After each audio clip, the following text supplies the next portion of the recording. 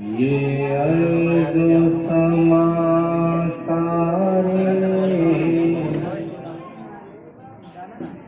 बेवज़न बना देगा। ये अर्ज़ समा सारे बेवज़न बना देगा। ये अर्ज़ो समा सारे बेवज़न बना देगा। तौहीद का एक कलमा मीज़ान झुका देगा। तौहीद का एक कलमा मीज़ान झुका देगा। ये अर्ज़ो समा सारे नात-ए-पाक का मतलब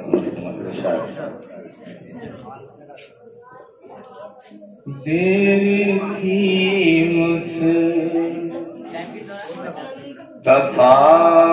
के आने की, देर थी मुस्तफ़ा के आने की।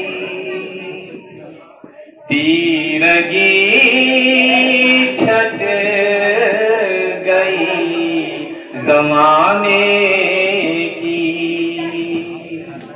देर थी मुस्तफ़ा के आने की। तीरगी छट गई ज़माने की। उनके आने से मिल गई मोहलत। उनके आने से मिल गई मोहलत। उनके आने से मिल गई मोहलत। जिंदगी तुझको मुस्कुराने की। जिंदगी तुझको मुस्कुराने की। देर थी मुस्तफ़ा के। और ये शेर बता खास मौसम।